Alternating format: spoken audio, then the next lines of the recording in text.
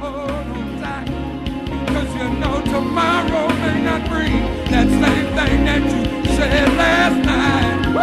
Every time I find a little peace of mind, I hold on tight, 'cause tomorrow may not bring the very same thing. No, no, no, said none of the right there. You that can all just for me. I'm so glad that you that can all just for me. I'm so glad that you that can all for a sinner like me.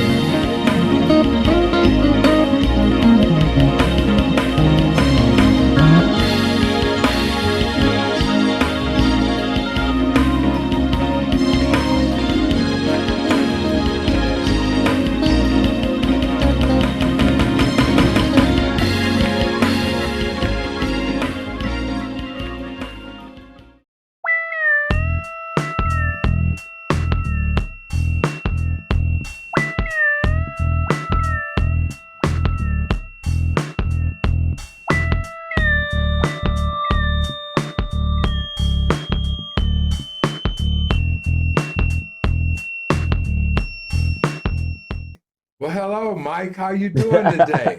Yeah, I'm doing great. Will, how you doing today, bro? Simply fantastic. And thank you for asking.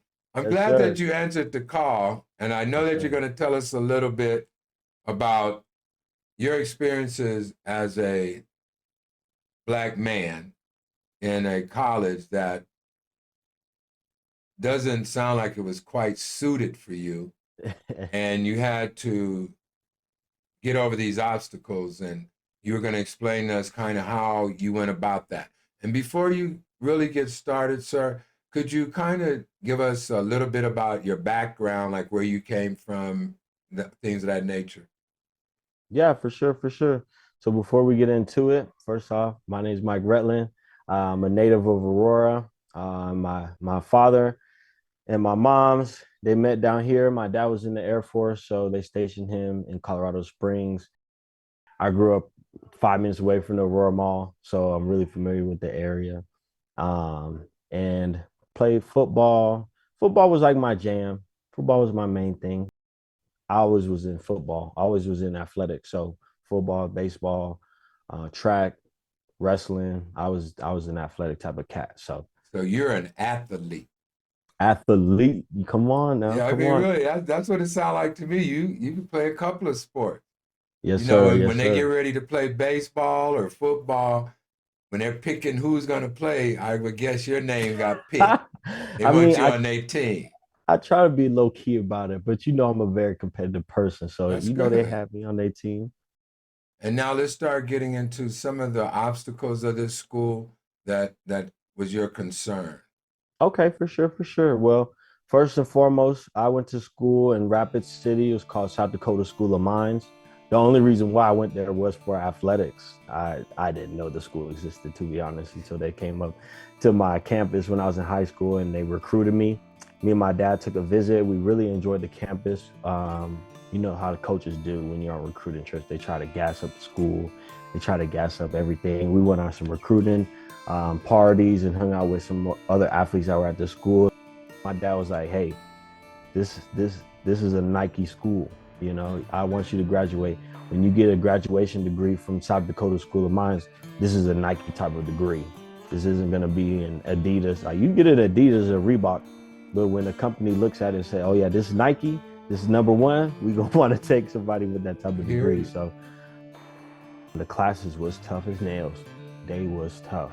A lot of studying, a lot of late nights. Being a college athlete is a completely different atmosphere for a regular student. What is it like for an athlete that's on a scholarship and recruited by a school? What are some of the things, obstacles that you're up against?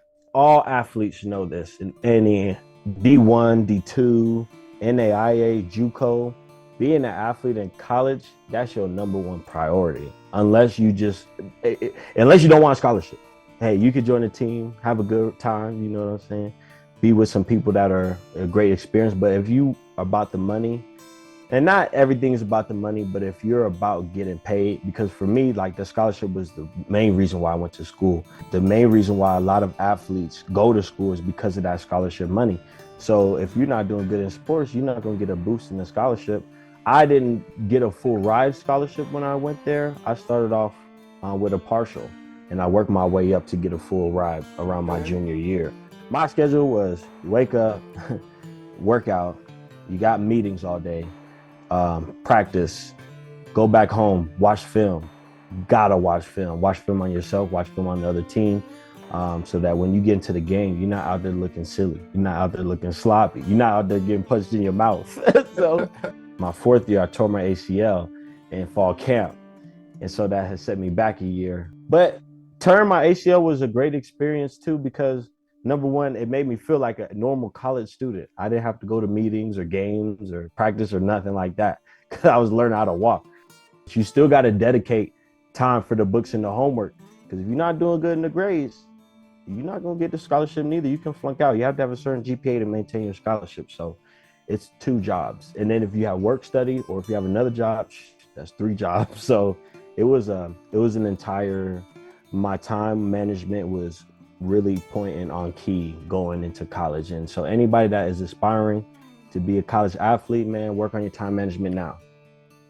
What was your ratio to black to the rest of the school? For sure, man. So our ratio throughout the entire school, man, it was slim to none. So Rapid City, South Dakota, or Rapid South Dakota in general, it's the Midwest. There's not a lot of black folks in the Midwest. The native population was essentially the black population down there in South Dakota. So even if you still go there today, you still see a lot of Native Americans that are getting treated poorly, getting treated like low class black people. The main reservations are down there. So they got kicked out of all their main land, and now they just stay in the reservations. And most of the reservations are in South Dakota and North Dakota, those different areas. This racism, this treating people less than, Yes, sir. where we're talking about how blacks could get treated, your experience was not only you being black get treated like that, but you're having an opportunity to see how other races are being treated like this. Right. And when you was in school and you're going through your own personal things and you're seeing how the Native Americans and what's going on with them, uh, how did that make you feel? How did you deal with that? You already know there's about 10 black, I count as many black Oh, people at come my school on. that's on my hand. Is So, that teachers too? uh, unfortunately, no. The only black teachers, faculty members that we Yeah. had on our campus that I can remember were only coaches. I can literally count 10 black people that are at my school, and they're all there because of athletics. Man, we got to bond in and we got to link in very well, very fast. Well, it was only, yeah, I mean, you had to stick with your kind. Yes, But sir. what happened at the school that prompt movements or for you to get involved with Yes, sir. this situation? Senior year of college, I was, that was in 2020. That was during COVID. A lot of racial tension was happening when I was coming back home for the summer.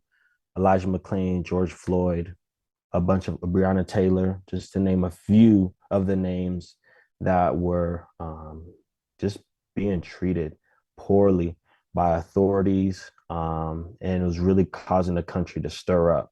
And so for me, being in Aurora and taking all that experience that I've cultivated during the summer, I couldn't go back to Rapid City the same way. I couldn't go back and say like everything's fine with me. Like I've never had a bad experience and like this is just life and everything like that. Because I know other people at my school, they haven't had the same experience I had. I know other women at my school hasn't had the same experience I've had because women in STEM, minority students in STEM, this means science, technology, engineering, mathematics. And in our school, man, the population for Black people was I would say maybe 5%, maybe if that lower. I couldn't go back home the same. I couldn't go back to Rapid City the same way. And so during that time of all the heat that was going on, I had to go back with a different mentality on not trying to ignore the problem because this is happening. We're seeing this on the news. We're hearing about this from other friends, from other family members, from different parties. And I don't want to go back to school and be oblivious or say, like, oh, I don't know what's going on, right? When you know what's going on. When you say what's going on, I Yes, sir. mean, we can speculate what you mean, but can you kind of zero in just a little bit more on what do you mean when you say, I see what's going on? I can't go back like that the same way. What is Right. it that's going on? During 2020, George Floyd was murdered. Um, Also during that time, Breonna Taylor was murdered by police officers. And then something that hit close to home was there was a case in Aurora where a kid named Elijah McClain, Yep. he was an African American kid, literally my same age, a year younger than me. Um, Years prior, he was detained by police officers and was treated poorly, horribly. He had special needs and he was walking home from hanging out at the shelter, playing violins to kittens. Everyone in his community looked up to this kid and they knew the type of qualities, characteristics, and the energy that he carried. And he was mistreated terribly by police officers, then administered uh, drugs in his arm when he didn't need it at all to calm him down because of everything that was happening to him. And then the paramedics were the ones that actually killed him. And so hearing about this story for me, it really hit home because he grew up in the same part of Aurora that I grew up in, was the same age that I was. And everyone in his community and his family had nothing but good words to say about this gentleman. And I know easily if that had happened to him, that could have easily had happened to me. You're right. So that hit home. My little sister, she was a part of putting together his memorial service at the Aurora Municipal Center, so right across the Aurora Library. He got to meet his family. They were able to sing him a song. They did some eulogies, and we had a big community there come down and tell their story. Taking that experience and having an active part to play in an experience like that and hearing the stories and hearing how his family felt and just being in that climate of that time, I definitely was rage, but a controlled rage. You know, I'm not going out there and starting to vandalize. I'm not going out there to do wrong. My new mentality and my new shift is okay, take all this information that I have and apply it to my new home. When I was going back to college with this new experience, I wanted to host what was called the Black Experience for South Dakota Wait, because wait, there's not wait, a wait. Okay, I didn't mean to interrupt you, but yes, wait. sir. You just said there was about 5%. Yes, sir. And now you said you wanted to do what? You wanted to I wanted to host the Black Experience so my school can understand what it's like being a Black. So going into my senior year, everything of that nature was happening. And I remember talking to my fellow Black teammates about what was happening. And definitely the Colin Kaepernick situation of him taking the knee because of the social injustice that's been going on was a way that he could respectfully articulate what was going on. If people wanted to have a conversation about it, if people wanted to get into it, not any disrespect, but to really just have a great conversation because people don't want to hear about what I have going on. People don't want to know about the Black experience. Talking to my Black counterparts that are in South Dakota, we all knew what was going on. And they felt the same way that I did. I started hosting open forums during our fall camp and going into the school season before school started, open forums of us just coming together. It doesn't matter who you were, white, black, woman, man, just please come and have this open forum so we can just talk and have a conversation. People were not leaving their homes, they weren't leaving their dorms. They wanted to get in and get out. And so this was another way for us to just commune with our community, and was hosting these open forums. And then about a week or two into it, I asked my coach. My coach was, like I said, everybody knows what's going on. And me being a team captain on my football squad, I wanted to present this opportunity to my coach so that the other fellow players on my football team can come join this open forum. We had already had other athletics, women's volleyball, men's basketball, some people on the soccer team. I went to a D2 school, so we didn't have that many sports. But the people that showed up to our open forums were from these other groups of athletics. There were only football players that showed up were the black football players and our black coach. And That that's so, that's kind of what I was going to get to. Uh, there probably wasn't a huge black population in the whole city or yes, area or yes, state. yes. And when you were holding these meetings, I kind of want to get to that. Is it fair to say most of the black men, or I guess women too now, were Yeah. athletes? Yeah. So black women was man, I probably two black women in athletics in our school. What? The only women's sports we had were women's basketball and volleyball, golf too, but I think those were about the only track and field. We only had like four sports that had women in them, so there wasn't a large population of women. What is it that you're trying to accomplish by bringing these people together and discussing these issues? I'm glad that you asked that because that's literally what my coach had asked. That is Okay. literally the conversation I had with my coach. He said, "What is your objective? What are you trying to get with it?" People don't have the opportunity to just share their feelings or share how they feel without getting put in a box or getting put in a label, right? If I can't clearly see what side you're on, so I can categorize you and put you in a certain lane, and I don't know what you're doing, then I don't want any part of it, right? We had talked about this conversation. I had asked, I said, "Hey, coach, hey, captains, I want to come together and have this open forum and talk with you guys. I want, as you as a head coach, yes, I can promote my own black experience to my team, but it's going to be coming from you. It's going to be a message that is going to be a lot more loud and clear because you are a head coach of a football team, and you don't have to make this a requirement, but you saying, hey guys, Mike Retland, he's hosting this open forum to talk about the black experience and about what's going on in our society and our culture, because we all know what's going on.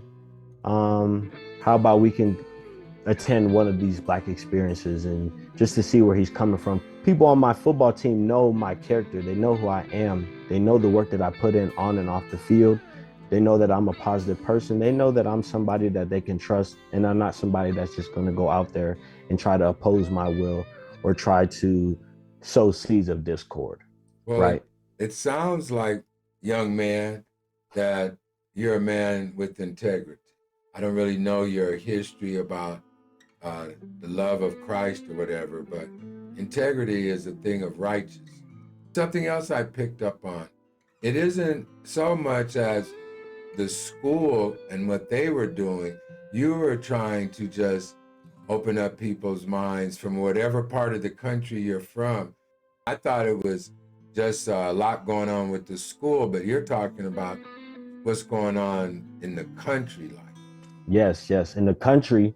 And then when I moving along, when this movement became a lot bigger, we started focusing on our school actually. Ooh. Um, How long so did that last? my entire semester, the program that I started, the Hard Rocker Ally Association, during this entire time, it's still running. It's student led though. I wish that some of the faculty and some of the higher ups would take this club or this organization to move it along the lines of having something that's going to be sustaining and long lasting. That seed that you planted still can grow, my brother. That Yes, was sir. beautiful. So when Yes, you sir. when you going through this, you're in school, you're having this. When you came back to your home, back to where the young man was murdered, and back to not the streets, but home, where the Yes. hatred is, as they Come say. on now, the ACO. Yeah, yeah. What was your frame of mind then when your own people are being hard headed with you? You talking about when I came back after college, or like? Yes. Okay, for sure, for sure. Well, the story of college is not done yet. Oh, come on then. It's not done yet, man. All right, I'm gonna try to I'm gonna try to speed this up as quick as I can. So once I had asked my coach that question of, hey, what can we do as a football team to bring the brothers together? He said, Mike, I just want to tell you the work that you're doing, it's not going to change the world. So I don't know what you think you're going to be doing with this. And I told him, Coach, it's not about changing the world. It's about changing the proximity that you're in. So Okay. now, since I understand that you're not going to be as a supportive cast for what's going on, and now that I know that I can take this helm and I'm going to have to be the leader to make sure that we can cultivate this experience through the entire year, great to know. I appreciate your support. So, first game of the season, me and some brothers, you already know what had happened. Took that knee, made a lot of people um, unhappy. And in the beginning of before we even took a knee, our coach, we had asked him, we want to make sure we can get this point across so we can talk to everybody that's in our community, build our own community up. This is the community we're in for the football season, for the school semester. This is technically our home. Right. So let's build up our home the way we are supposed to. We came out with the inclusion type of video, right? They played it before the game. Nobody was paying attention to the video. Everybody was having a good time, talking it up, chopping it up, having a good time. Our coach said, yeah, this is going to hit the message. It's going to hit home. Didn't hit home. We took that knee. It hit home. The next day, had a meeting, or the founder for the donations for our college funds put a long message out on Facebook slandering us of what we're doing, has some foul words and language on what we were doing, didn't know what we were doing. And a whole bunch of people tagged along. And there was a whole bunch of people that defended us, mostly the parents of the students and faculty, or not even faculty, just parents of the students and old alumni that was understanding where we were coming from. We actually got to talk to a lady that had disagreed with what we did. And we had told her, this is the reason why we wanted to do this, so we can have these type of conversations. Because if we didn't do this, nobody would want to have these type of conversations. Nobody would want to make the right steps to go forward on making a change for our school, on actually investing in our school. So I'm sure a lot of us know what happened to the quarterback that took the knee, come on now. and how people perceived him taking the knee as against the country, or like he was nothing like these people that attacked the Capitol. They were just visiting. They were just visiting. And Right, so a brother just take a knee right, and his whole career is gone. right. But that knee inspired you too. And Oh it yeah, inspired all of those that took a knee with you. And it right. took courage Yes, to sir. take that knee. Yes, sir. And I just want a little bit more about the hate mail that you received, because when them donors start messing with the Yes. school, then the school gonna start messing with you. Exactly, exactly. We were also one of the 5 schools in D2 that was able to play football that year. For me, it's like, okay, we have all these rules and regulations that you want us to follow, yet half of the school isn't following these. Half of the state isn't following these. When South Dakota is our home, a place we call home, we go to sleep every night here, um, and we don't feel at home. If your son is going to college and he doesn't feel at home, what are you going to do about it, right?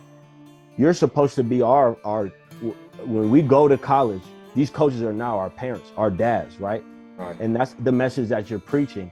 So if your son is telling you that, yeah, dad, I don't feel safe, I'm not feeling heard, I'm not this, that, and the third, are you just gonna be like, oh, that's just how it is, right? No, that's not how it should be. If that's the message you've been preaching this entire time, I've been trying to get recruited to come to your school. It's sad, but that is how a lot of people look at it. Like, just lump it, been that way. You know, what you're saying as a young man. And I know you know by now, especially if you took a knee and all of that, you have to be careful on these things because there's a lot of hatred out there. You got to. You know, and so come on, I mean, you're going to get me Yes. all hyped up here in a minute. Sorry, I'm sorry. No, don't be Man, sorry. first and foremost, I know God got my back. Hallelujah. So I know He has my back. He's gonna protect me. If they really hating on me that much and they want me off the team, so be it. Because I'm one of these star players on the team, and I know you need me more than I need you guys. So that was my mentality going into it. A lot of the black athletes on our team were star players of the team. Okay. And so when it comes to trying to listen to us about football and about plays and about school, yeah, you're gonna listen to us. But when it comes to our real life and our real life experience, the black experience, sorry, I don't want to hear that, right? So you can't just take us just for sports and just for the GPA and just to make your school look good and not take us out fully. That sounds like America. Come on now. I mean, you could run that down on employment. Yes, sir. You can, I mean, on every level, talking to you as a young black man, it's really like the same struggles are still here. And they're a little different the way they approach it. Right. But they're still devastating. They're still murdering people. You might not be hanging them in trees, but you're choking them out in the middle of the street now. Come on now. You know, that kind of stuff. And it's just amazing that you took this stand, especially so far away from home. South Dakota has been my home for the last 5 years, the last 4 years. Most of my time in that period of my life has been in South Dakota. I already have in-state residency because I'm getting in-state tuition. So like that's my home. All of the young black athletes that were on my football team, they all looking up to me. Before the day of the game, before we decided to take that knee, they all looked at me. They said, Mike, what we gonna do? Whatever you do, I'm doing that. Whoa. Right? Okay, Mike. So, and I was like, I try to talk to the coach. They're not trying to listen. This is the next step for us. Because say we didn't take that knee, then for me personally, I feel like they wouldn't have took us seriously. I feel like the attraction that we had after taking that knee wouldn't have happened. So after we had taken the knee and we started getting momentum, started talking to our president, started talking to these donors, started to talk to our athletic director. Hey, what's going on? What's the situation like? What's going on? I'm like, well, I try to talk to the coach to see what we can do. He wasn't making anything shake. Now we took some action, and now things are starting to move along. Was this coach the black coach? No, sir. Okay, help a brother out here because I was getting ready to get on him. I probably could have navigated through it better if I had more support. But I didn't have any support. This was a student-led organization from the get-go as well, too. Because when we had brought this issue to our coach, nothing had happened. When we had asked about, hey, let's make this organization for our school called the Hard Rocker Ally Association for minorities. Can the school back us up? Can this be a part of the Diversity and Inclusion Center? Can we get funding for this? Sorry, this is a student-led organization. So we had a town hall with the governor of the state, actually. The town hall was with a white football player, with my main man, Dominic Jackson, and with the governor of the state. That's great. The entire school was able to join. Jesse Herrera. Shout out Jesse Herrera, director of the inclusion and equity for our school. After we started the organization, we're able to partner with the assistant director of athletics so that we can start having start running surveys for our school, seeing how students are feeling at the school. They ask you for your age, ethnicity, your grade level, different things like that. And during this study, we found out that um, the people that took the study was about 80% Caucasian people. The rest were the rest were other. More of the men said they felt safe, they felt heard, they felt included, they felt like everything was going great for them in the school. The women in our school, regardless of race, and the minority students, international students, they didn't feel like their voices were heard at all. Especially women in our school, they feel like teachers and faculty members push them to the side.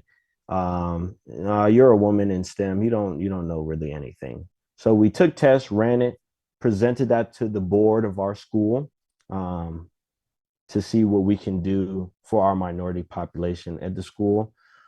We also partnered with the Rapid City Police Department because, like I said, we wanted to build up our community and not tear it down. And when people think of Black Lives Matter, or they think of people that are on this side of the spectrum and not our side of the spectrum, they think that we're just trying to discord and cause arguments and fights and riots. So what we did was we partnered with the Rapid City Police Department. So, well, that's seemed to be the MO. Anytime a minority, and especially a young Black one, yes, sir. anytime they try to do anything, isn't it funny how it's always you're the one presenting a problem? You're Yes. the one, you're just Come trying to on now. get along. Come And on like you now. said, you did the test, they don't feel safe. They feel like you're being pushed aside. And the truth of the matter is you are being pushed aside. You Right. are being ignored. And as soon as you try to get any leverage, it seems like there's going to be an attack. Yes. And I Yes. just can't get off this guy that sent this on the Facebook that was cursing at you and stuff. Yeah. What was his premise for being? What was he so upset about? I wish I could tell you, but I just can't. I don't know. I honestly don't know. I I don't don't think I I don't don't know. really think that a lot of people that harbor racism and bigotry and all that, I don't think they really have an answer outside of just hate. Right. They just Right. hate. Right. At the end of my senior year, I ran the a two-part open forum called the Black Experience, and I was able to invite two of the first African American gentlemen that had graduated from our school to hear their perspective and to hear their stories of going to our school, so that people can truly get the Black experience. Or no, one played football, one played basketball, and they both came at around the same time. And they graduated at the same year. There was over 100 people that was joining the forum. In the beginning, there was only 5, 10 of us, What? brothers and sisters. And at the end, we had over 100 people participate. Congratulations. Yes, sir. And then I ran for the Student Leadership Hall of Fame for our school, so that there was another Black face. So the Student Leadership Hall of Fame, they put 6 people up on the main campus wall, and these are the leaders for the year. You can go do homework and you can see leaders from like 1980 to whatever the year is, right? So I wanted to run for that, so that then the next Black person that comes to our school, when they're feeling like they're not being heard, when they feel mistreated, when they're studying late at night in Surbeck, struggling to do homework, they're able to see my face on the wall and get inspired. Even for the Black parents that take trips down there, when they walk around and see like, oh, there's not a lot of Black students or a lot of Black faculty in this school, I don't know if this is going to be a smart move for my child. Right. They're able to see my face and be like, okay, well, he did it and he's a leader in the school, then I know my son or daughter can definitely do it. So I got inducted in 2021, so I'm on there. And before you leave, if there was something that you had to say to another young person going into a situation like that, what bit of advice would you give to them? God made a purpose for you, and you're here to be a change agent for change. Continue to be proactive. Continue to find ways to make a change in your proximity or the culture or the environment that you're in. Mike Retland, I appreciate your time and I thank you so much.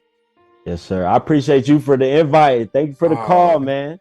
Well, another episode of Where Were You? And we would like to thank our guests for this evening. Also want to thank New Me. New Me helps sponsor Where Were You? So go on and check it out. New Me /Arkway. Also, go on and hit that like. Go on and hit subscribe. Go on and hit that share. Go on and leave a comment. And if you find anyone that has a story, let me know. And hey, you bless someone today.